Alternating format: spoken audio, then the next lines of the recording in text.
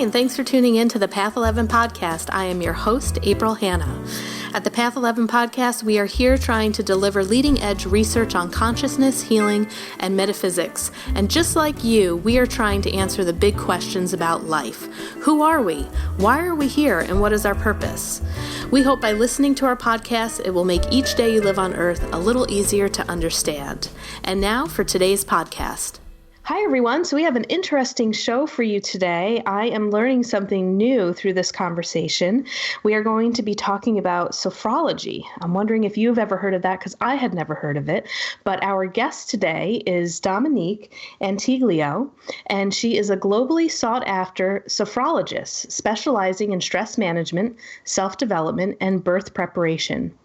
After studying with Professor Alfonso Caycedo, the inventor of sophrology, she founded BeSophro, a London-based clinic and consultancy with an online platform to help people find a better life through the practice of sophrology. And Dominique wrote a book that I have here in my hands called The Life-Changing Power of Sophrology, Breathe and Connect with the Calm and Happy You. So we are going to learn through this conversation today the methods to help to overcome stress. And I believe that everyone needs this, and we all need to breathe a little bit more. So I'm really excited to learn more about this. Dominique, welcome to the Path 11 podcast. Oh, thank you, April. I'm really happy to be here.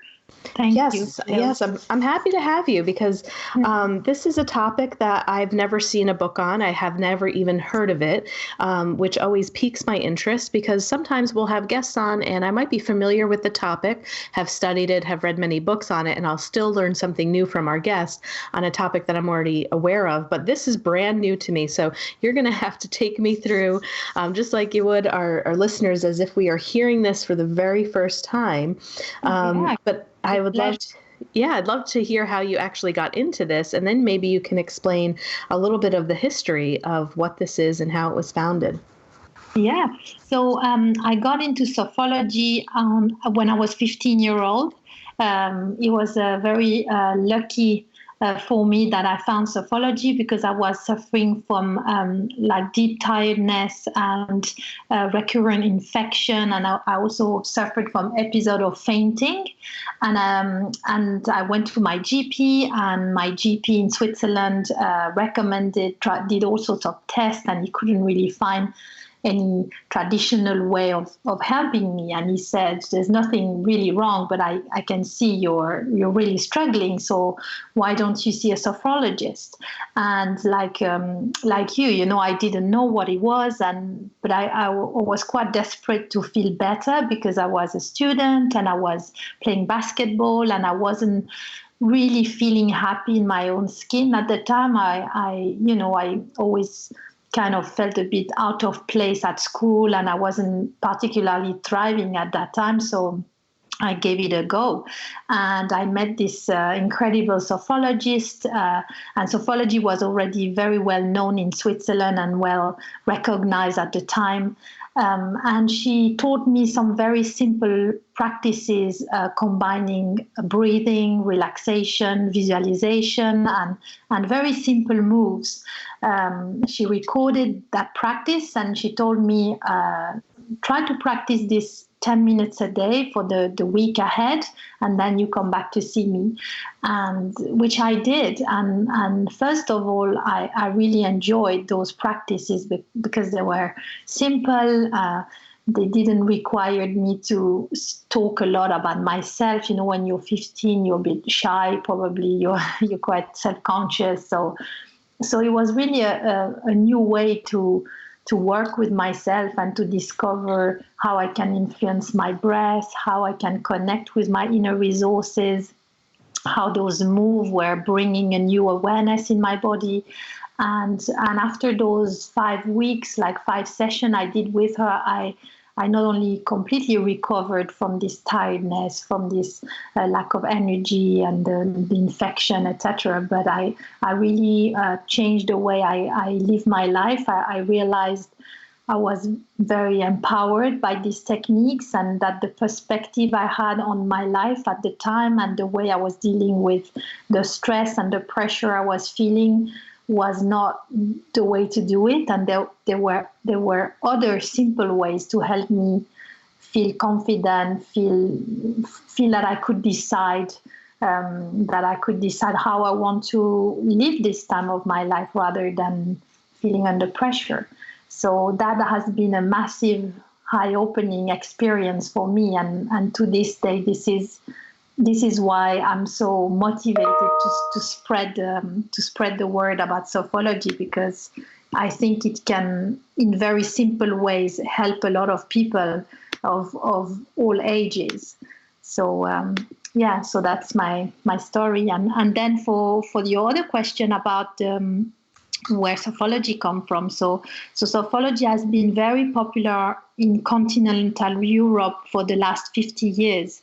It's been created in the 50s, in the 60s, by Alfonso Caycedo, who's a neuropsychiatrist in Spain, and he was really interested to help his patient live a better life, patient with a mental illness and were struggling to the treatment they were using at the time. And he was very interested in understanding how consciousness can be supported and be in a more harmonious state. So he mixed some Western influence of phenomenology, psychology, relaxation, autogenic training, with Eastern philosophies and practices like yoga, meditation, and Zen and Buddhist meditation. And he came up with a very unique system of practice that is built over 12 levels, and each level concentrate on one aspect of consciousness to help you explore, for example, the awareness of your body and how your body can help you in your daily life and feel more connected and open up new potential, how your mind can be more centered and use all its resources, how the mind-body connection is a kind of a magical channel that you can use to help yourself in daily life, and also how, when you've created that stronger center through the practice and that increased awareness, what do you use it for in your daily life? And we speak a lot about our values in daily life. So what are our deepest value? What makes us raise in the morning and really be life? So so that's really like the first 4 levels of Sophrology are around this. And then you go further, you use sound of the voice, you have walking practices, you go very deep in the awareness of your body to conquer a new state of being and a new state of awareness, and the way you deal with yourself, but also the way you look at the world in a much more positive and informed way, I would say. Great, thank you for that. Sorry about my dog barking there. My apologies. He doesn't know I'm podcasting. It's like you're not allowed to bark when you see people walk by. But so the interesting thing about Alfonso's method here and his influences is, it looks like to me he's really combining some Western and Eastern complements and taking a little bit from each thing, like Tibetan Buddhism, Japanese Zen, and the yoga, and molding that with what we're finding in Western science. So that's interesting. Yeah, I think it's very unique. I think at the time he was really a pioneer looking into consciousness, because in the 60s, very little study had been done on consciousness. Meditation was already known and since centuries, but like really how consciousness work and what it means to be in a positive state and in a healthy state of consciousness versus a state of disrupted consciousness is very new. And I think not only it was new at the time, but I think as time goes, we are more and more challenged with mental health, with stress, with issue in dealing with our own stuff and the pace of life and everything that I think more than ever, Sophrology is a fantastic tool to help us create a more healthy state of being, you know. So it's still very modern now, you know. Yeah, and I can't believe that it's been around for so long. I didn't do the research to see if there's any sophrologists here in the United States, but there's like where I marked it off, but there's something like 100 schools in France that are teaching this. Yes, it's a huge movement in France, Switzerland, Belgium, Spain. It's present in schools to help kids feel more confident and positively prepare for exams. It's used by famous golfers and swimmers and tennis players like Steve Ballesteros, for example. Steve Ballesteros, he was a student of Caycedo and really says that it's Sophrology that has helped him to win all his competition and remain a grounded sports person. It's used for birth preparation as well. So on the continental Europe, obstetricians or midwife will often recommend to see a sophrologist or be sophologists themselves to help women prepare for birth with this combination of practices and specific protocol that have been created to support women and also their partner. So it's really a lot of people in London, when I do conference in the UK and abroad, they ask me, but how come it's taken so long to come? Right. You know. Yeah. I had to face that question myself, because when I came in London from Switzerland eight years ago, I realized, okay, there's almost no sophrologist here. How come, you know? And to this day, I don't still have like a perfect answer for that. I think it's a combination of a cultural movement, you know, that the language was initially Spanish and then French, and perhaps it takes a certain amount of time to translate a new science into another language, or for people to translate that. And I always compare it to French cuisine in London. You know, London is only 2 hours from Paris, and it's only perhaps 10 or 15 years that you have real good French cuisine here, you know. Right. Yeah, despite being neighbors for so long, it took that time for like the authentic French cuisine to reach London. So maybe this is why all these things do take time to really reach other culture and other ways of doing and adapting the methods to a new cultural environment, because you don't really speak about sophrology in France or in England exactly the same way, because it's just a different way of learning things. And I think that's part of the work I've been doing. It's kind of understanding how British people or English-speaking people learn new information, and how I can present Sophrology so that it's just it just lands in the right space, you know. So it's an interesting journey. Yeah, maybe we can go into next how it actually works. I'm on page 43 of your book, and I know that he created these 40 specific techniques, and then there's this nice little diagram here of the levels. There's level 1 of the body, level 2 is the mind, level 3 body and mind, level 4 values, level 5 through 8 consciousness is energy, and then levels 8 through 12 living my true self. So with these techniques, are they supposed to be practiced in a specific order?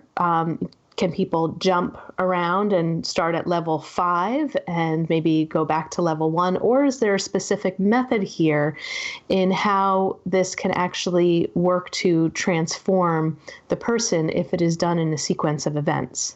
Yeah, I think that's a great question. I think basically it depends what you want out of Sophrology. I think First of all, yes, there is a progressive learning through the method, which is not complicated. It's just about acquiring different sequences of exercise, different position of your body, different way to breathe, but you're always guided by your sophrologist or by a voice initially, so it's quite easy to follow. And yes, we wouldn't jump into level 5 if you haven't done level 1, because for example, we really think that feeling grounded in the body and accessing your sensation and being more aware of how you feel and being able to notice your body is a very important part of the grounding work in sophrology before you can start to go further and understand other aspects of yourself that allows you to stay grounded in life. Because even if you do self-development, you have to be grounded. Like life, you have things to do. It's all about being very real and authentic and in the world. So, but on the other hand, if you are looking to solve an issue, for example, if you have trouble sleeping, or if you feel anxious, or if you're burnt out and you're looking for solution, or you're preparing for an event like a competition or stage performance, then in that case, Sophrology has specific protocol which draw on these different levels, and plus added protocol that we use in a very tailored way. And we usually take level 1 and 2 exercises and arrange them with a specific intention, or add other techniques that have been developed along the way. And so that just means this will help to solve a specific issue in a number of sessions, and that's it. Some people just stop there because they're happy, they've solved their issue, and then they have this tool for life that they can use in many other aspects of their life. And some people want to go further and they want to discover more about themselves. They're ready for a longer journey with Sophrology, and therefore they have plenty of things to discover. So that's kind of how the works take place. Great. And would you mind going through the 5 powers that unlock people's potential? Yes. So first of all, like there's the body, like I've said, like we really make sure that people are becoming more aware of their bodies. We spend a lot of time feeling, in our heads, basically in daily life. And we often only listen to our body when the body is hurting, when it gives a symptom, and then suddenly we stop and we say, okay, yes, my body is doing this and that. Maybe I should rest more. Maybe I should see an osteopath. Maybe I should see my GP. But we rarely use the positive sensation we have in the body and cultivate this. So Sophrology, through body awareness, helps us to recognize that we can be aware in deeper ways of our body, and there's a lot of resources through positive sensation. So that aspect that I call positive somatization is actually a very important one. Then there's the sophroliminal state, which is the state in which we practice the sophrology. So it's a state where you are completely relaxed, but your mind is still alert, your body is completely relaxed, you're in control of the process, and but it's an alpha brainwave state. Perhaps you're familiar with that. That's most of meditation practices are done in, and it's been proven to be a very restorative state. So people who are stressed, it's a state where your cells can repair, where your mind can balance. So that's the state. So that's a very powerful state to be in, because if you're looking at solution in your lives, for example, perhaps this is the state you have to tune into, because in your rational mind, maybe you don't find these answers. And perhaps when you let go of your mind and you reach that state and you start this conversation with your body, with your sensation, something else will appear, Then there's the breath, of course. So in many traditions, we all know the power of the breath, and we use the breath in different ways in Sophrology, sometimes to release stress, sometimes to activate positive resources, sometimes just to balance the body. And then there's this aspect of movement and stillness. So movement, like we do moves standing or sometimes sitting, and we alternate with time of pause, where actually we listen to the effect of what we've been doing.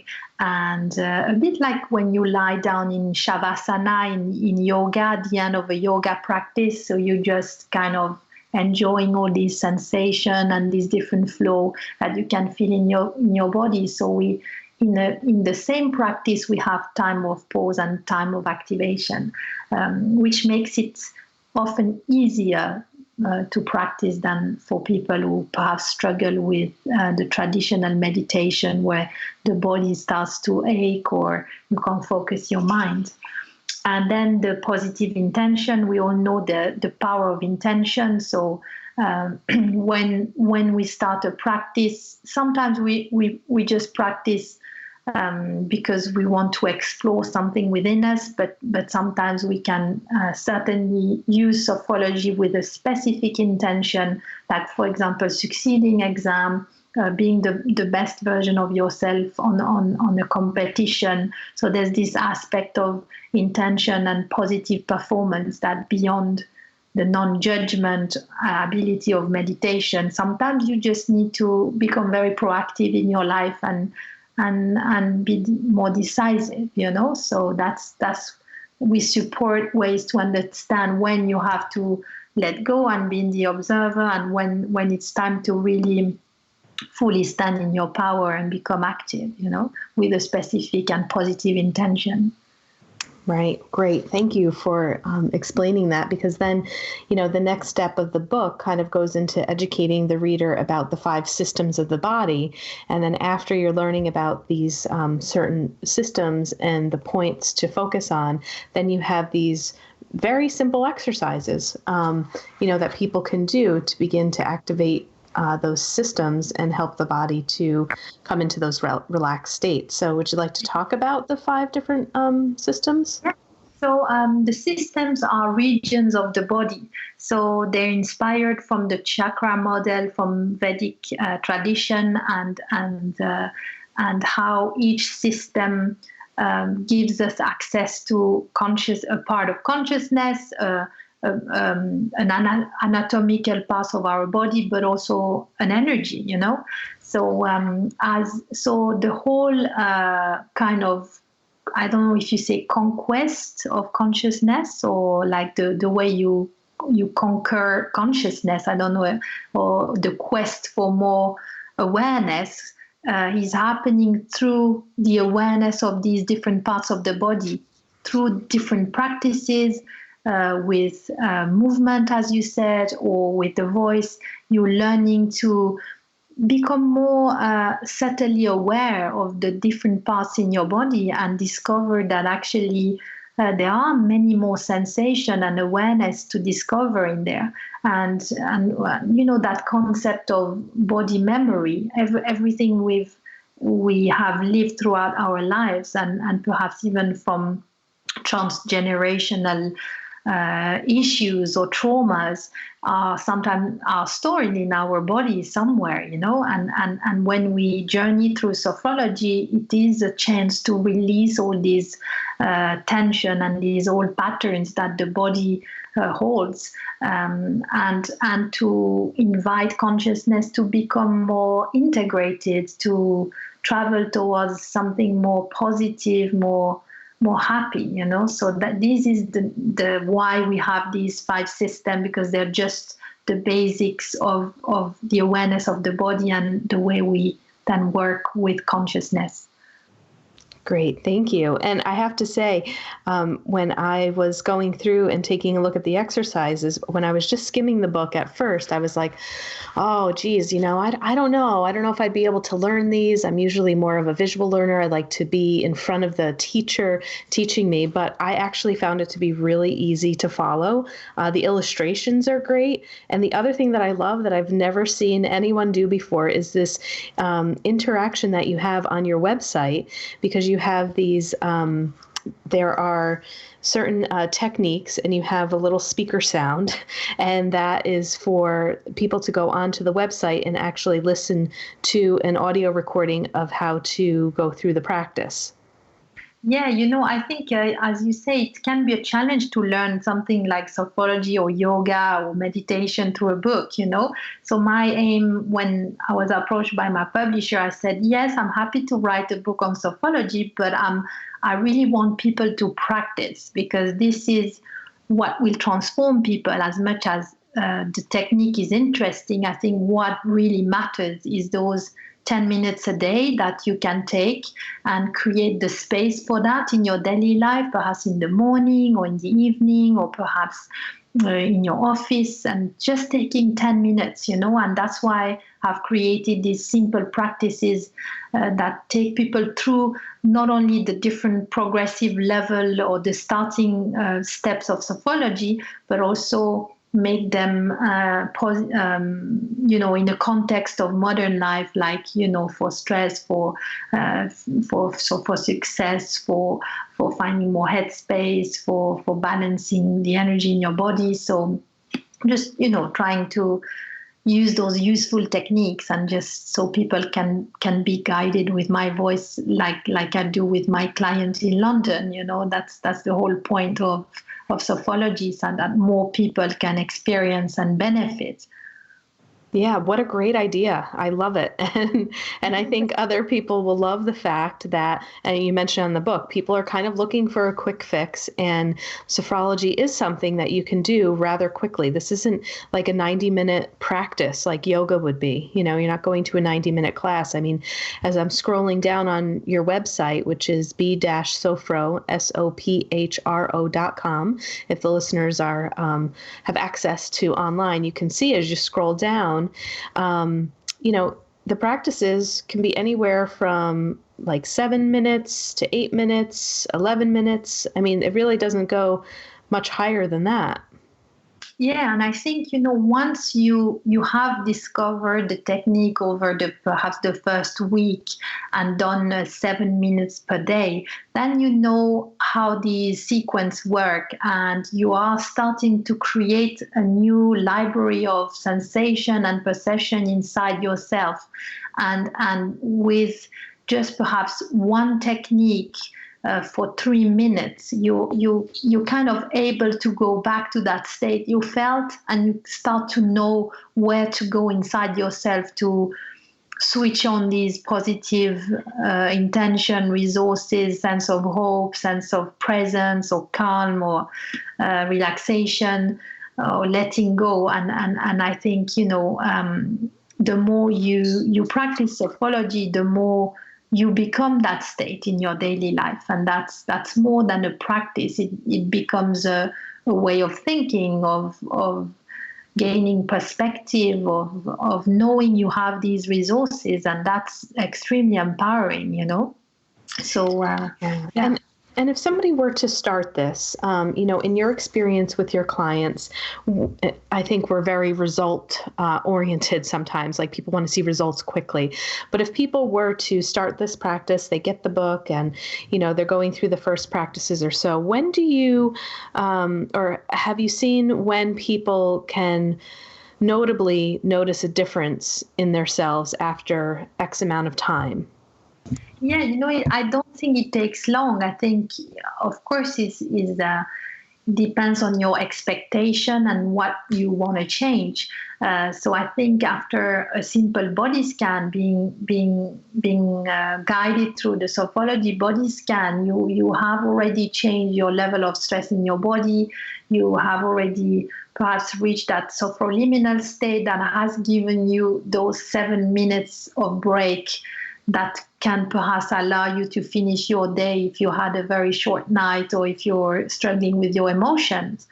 So I think there is an instant benefit. Like when I went to that sophrologist at 15, I came out of her practice and I said, okay, I have kind of a sense of hope that there's a way, there's a way. If I practice this might be, and just that just shifts your awareness and open up possibilities. And then as you repeat the practice, it depends on people. I think it depends how much you practice. But I see this all the time. Within 1 week, my client, they all come back and say, okay, this is where I am now. And sometimes they have even forgotten why they came for the first time and how deeply stressed they were, because there's already a shift, But I think it's very individual, and sometimes it takes 3 weeks because some people find hard to implement those 10 minutes, and which is fine. You just go at the pace you can and try to be gentle with yourself and do a small step at the time, and then they all add up, So, yeah.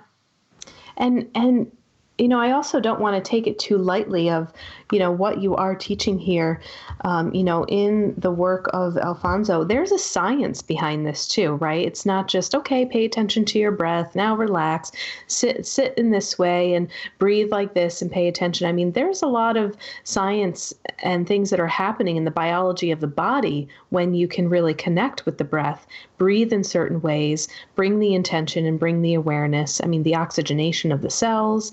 Do you want to go into at all just the science behind what some of this is actually accomplishing? Yeah, I think, Alfonso Caycedo, he was a neuropsychiatrist, and you can imagine if you're in a hospital in Barcelona in the 60s, most doctors at the time, they would even think yoga or meditation is a little weird, So, so I think, he was in a context where, where he had to bring those concepts and really, he wanted sophrology to be recognized and taken seriously by his peers. And I can see this throughout his work. He's really use the scientific mind to look into those Eastern practices but in a phenomenological way, which is a little bit different than proving every concept. Is more like as you go along and you see the result and you test it on people. That's how you see the result. So it is a totally scientific approach. And the fact is used a specific language in French, like the word sophrology. He's created that word. That's not a word that was used before. So it's a real creation he's done, like all this different state of consciousness that he describes. He's really, he was really interested in making an impact in the scientific world first, and then it spread to a wider population and was used and developed for different aspects of life. And now that that we're a bit further along, there are different studies that have been made in France, for example, taking a group of people and who are anxious, and they've monitored their progress, and there are clear results that sophrology is effective in Switzerland, for example. In the 90s, it's been it's reimbursed by the Swiss National Insurance, Sophrology. So to tell you that It's not something that is a bit like woo-woo alternative. It's scientific, and they did some research and found that amongst the population who was practicing sophrology on a regular basis, I think they needed 40% less medication throughout the year than other patient or the patient in the insurance. So that's how they supported that, So So yeah, so it's always finding the balance. I truly believe that there is a magic within us, and that the technique of Alfonso Caycedo allows us to connect to that part that maybe science will never truly understand. And that's the part that makes me really excited when I practice and seeing those changes. But of course, I'm aware that for Sophrology to spread, there is that need of scientific recognition, and because that's how the world works, and so we have to kind of have the two to be able to further spread. So it's an interesting balance to find, Yeah. Well, now let's let people know about BeSophro, which is, your business here and your program. You have different services that you offer people, online courses. So if people are really interested and would like to learn more, can you explain the services that you offer? Yeah, thank you. So we're really an expanding platform. There's following the success of the book here in the UK, there is a real demand of people for more practices. So I'm launching an online course very soon, like in a month's time, where people will be taken through different steps of Sophrology, and it's gonna, for those who find it perhaps sometimes hard to connect through a book, they can read the book and then look at the video, and they, perhaps it helps also to understand better the moves and everything.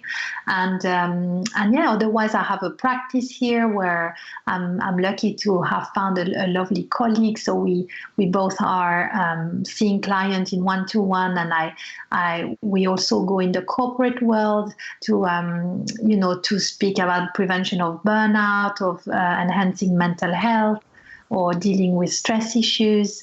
And I'm spending a lot of time spreading the word, like today, explaining to people the power of Sophrology and how it's helped me, and because I'm so passionate about it, and I think it can really help a lot of people, a lot more people than it's already helped in continental Europe. So yeah. Great. Well, thank you so much for being a guest here on the Path 11 podcast and for educating me on this. It kind of goes hand in hand with something that I've just started learning a little bit more about. It's more tailored towards the science of yoga, but it's including breath and postures. And I see similar things in your book that I'm also learning. So I see the combination of it as well. And it's so important. I mean, just the simple breathing techniques that I've been working on in the past 5 days after I got back from this conference, I am seeing improvements in my health, a decrease in appetite, cravings, losing weight, a skin condition is completely clearing up. And I'm like, is this really possible? Yeah, it is. That's wonderful. Yeah, that's good. Yes. So thank you so much. And again, for those of you who are interested in purchasing the book and having the opportunity to go and follow through with those live practices that you can listen to on her website, the book again is The Life-Changing Power of Sophrology, Breathe and Connect with the Calm and Happy You. So Dominique, thanks again. It was wonderful to have you. Very lovely to meet you, and speak to you soon. Huh? You take care. Thanks for listening to the Path 11 podcast today. I hope you all enjoyed this show. And if you haven't checked out our Patreon page, I'd like you to do so, because we are going to start putting some content over there that is only for our Patreon subscribers. You can get content for as little as donating $1 a month, and it could just be a one-time donation. We have other freebies over there that you can get depending upon how much you would like to donate. And again, it could be a one-time donation, or you can continue to keep your subscription on a monthly basis at that donation level. But I just put my MBT immersive experience, which was a 4-day intensive meditation training in Tennessee with physicist Tom Campbell. I was listening to binaural beats, going to altered states of consciousness, having out-of-body experiences and life-changing experiences that I was able to bring back for myself, for my clients, for my friends. That was just out of this world. So if you would like to listen to that, I'd like you to head on on over to path11podcast.com. You're going to see an orange button that says Patreon. Become a Patreon today, and you can have access to that podcast. And I would like to remind you to head on over to path11productions.com and check out the membership that we have for the Afterlife Awareness Conference. We have over 25 hours of footage with amazing speakers like William Buhlman, Thomas John, Terry Daniel, Suzanne Geisman, Suzanne Northrup, Linda Fitch, Austin Wells, just a few people to name off that were amazing. These workshops are just so valuable. So I think that you would really enjoy it. It's also a great thing to think about to maybe give the gift to somebody who is struggling with grief. If you are looking for resources, this is a great conference to send people to check out. And thanks again for listening today.